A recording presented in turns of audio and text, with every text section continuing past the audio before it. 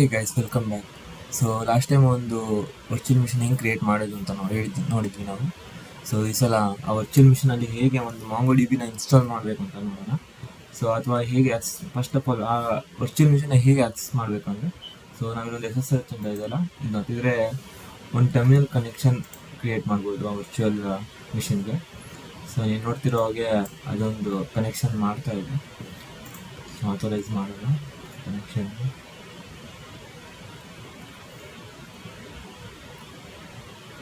So ಈಗ ನಾವು virtual box ಒಳಗಡೆ ಇದ್ದೀವಿ, ಇದನ್ನ ಆಕ್ಸೆಸ್ ಮಾಡ್ಬೋದು. ಸೊ ಫಸ್ಟ್ ಆಫ್ ಆಲ್ ಮಾಂಗೋಡಿಬಿನ ಹೇಗೆ ಇನ್ಸ್ಟಾಲ್ ಮಾಡಬೇಕು ಅಂತ ನಾವು ನೋಡೋದಾದರೆ, ಸೊ ಮಾಂಗೋಡಿಬಿ ಅಫಿಷಿಯಲ್ ಸೈಟ್ಸಲ್ಲಿ ಇದ್ದೀನಿ ನಾನು.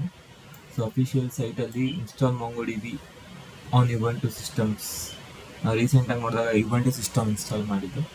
ಸೊ ಅದರಲ್ಲಿ ಹೇಗೆ ಇನ್ಸ್ಟಾಲ್ ಮಾಡಬೇಕು ಅಂತ ನೋಡೋಣ.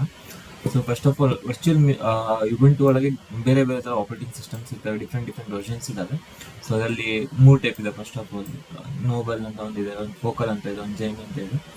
ಸೊ ನಮ್ಮ ಸಿಸ್ಟಮ್ ಯಾವುದು ಅಂತ ನೋಡ್ಕೋಬೇಕು ನಾವು, ಯಾವುದು ಇದೆ ಅಂತೇಳಿ. ಇದು ಆ ಥರ ಕಾನ್ಫಿಗರೇಷನ್ ಇನ್ಸ್ಟಾಲ್ ಮಾಡಬೇಕಾಗುತ್ತೆ.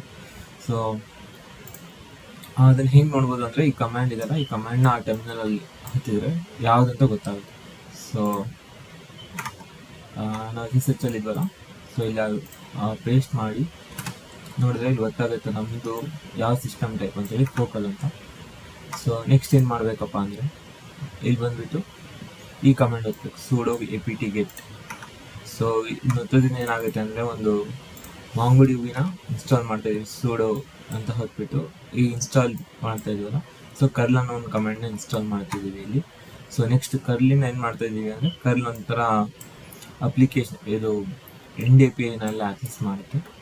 ಸೊ ಈಗ ನಾವು ಸೇಮ್ ಈಗ ಕಾಪಿ ಪೇಸ್ಟ್ ಮಾಡ್ಕೊತ ಹೋಗಿದ್ರೆ ಅದು ಆಟೋಮೆಟಿಕ್ಕಾಗಿ ಎಲ್ಲ ಸರ್ವರ್ನ ಡೌನ್ಲೋಡ್ ಮಾಡ್ತೀವಿ, ಇದು ಡೌನ್ಲೋಡ್ ಆಗಿರುತ್ತೆ.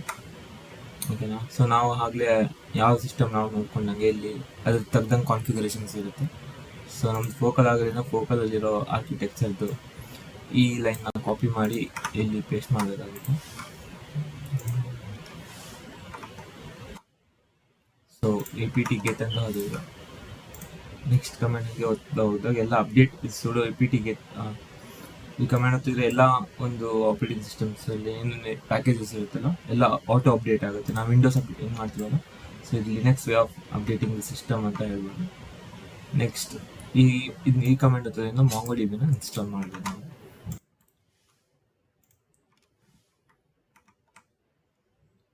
ಸೊ ಈಗ ನೋಡ್ತಿರೋ ಹಾಗೆ ಮಾಂಗೋಡಿಬಿ ಇನ್ಸ್ಟಾಲ್ ಆಗಿರುತ್ತೆ.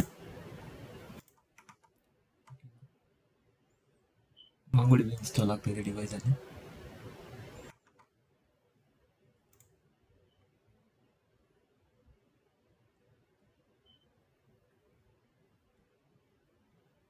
ಆಮೇಲೆ ಈ ಮಾಂಗೋಡಿಬಿನ ಇನ್ಸ್ಟಾಲ್ ಮಾಡಬೇಕಿದ್ರೆ ಟೂರ್ ರನ್ ಸಿಸ್ಟಮ್ಸ್, ಓಕೆನಾ. ಈ ಉಬುಂಟುಲಿ 2 ರನ್ ಸಿಸ್ಟಮ್ಸ್ ಇದೆ, ಒಂದು ಸಿಸ್ಟಮ್ MD ಅಂತೇಳಿ, ಇನ್ನೊಂದು ಇನಿಟ್ ಅಂತ ಹೇಳ್ಬಿಟ್ಟು. ಸೊ ನಮ್ದು ಯಾವುದಿದೆ ಅನ್ನೋದು ನೋಡಬೇಕಾಗುತ್ತೆ. ಅದಕ್ಕೂ ಸೇಮ್ ಇಲ್ಲಿ ಕಮೆಂಟ್ ಕೊಟ್ಟಿರ್ತಾರೆ. ಸೊ ಕಮೆಂಟ್ನ ನಾವು ಬಂದುಬಿಟ್ಟು ಟರ್ಮಿನಲಲ್ಲಿ ಪೇಸ್ಟ್ ಮಾಡಿದರೆ ಗೊತ್ತಾಗುತ್ತೆ ಯಾವ ಥರ ಸಿಸ್ಟಮ್ ನಮ್ಗೆ ಯೂನಿಟ್ ಸಿಸ್ಟಮ್ ಅಂತ.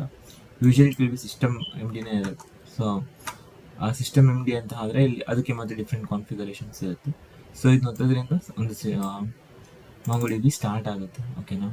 ಸೊ ಮಾಂಗೋಡಿಬಿ ಸ್ಟಾರ್ಟ್ ಆಗೋಕ್ಕೆ ಮುಂಚೆ ನಾವು ಸರ್ವರಲ್ಲಿ ಇದ್ದೀವಿ ತಾನೆ. ಸೊ ಸರ್ವರಲ್ಲಿದ್ದಾಗ ಒಂದು ಚಿಕ್ಕ ಕಾನ್ಫಿಗರೇಷನ್ ಮಾಡಬೇಕಾಗುತ್ತೆ. ಏನು ಗೊತ್ತಾ ಕಾನ್ಫಿಗರೇಷನ್ ಅಂದರೆ, ಸೊ ಇಲ್ಲಿ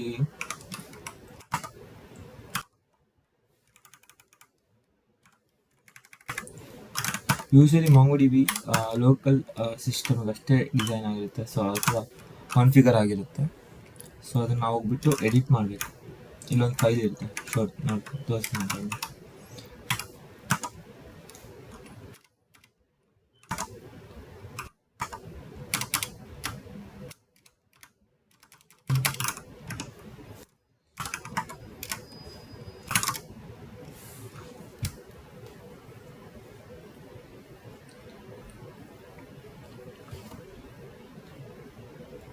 ಸೊ ಇಲ್ಲೊಂದು ಫೈಲ್ ನೋಡ್ತಾ ಇದ್ರಲ್ಲ, ಸೊ ಈ ಫೈಲಲ್ಲಿ ಕಾನ್ಫಿಗರೇಷನ್ಸ್ ಇರುತ್ತೆ ಮಾಂಗೋಡಿಬಿದು. ಸೊ ಇದನ್ನು ನಾವು ಎಡಿಟ್ ಮಾಡಬೇಕಾಗುತ್ತೆ.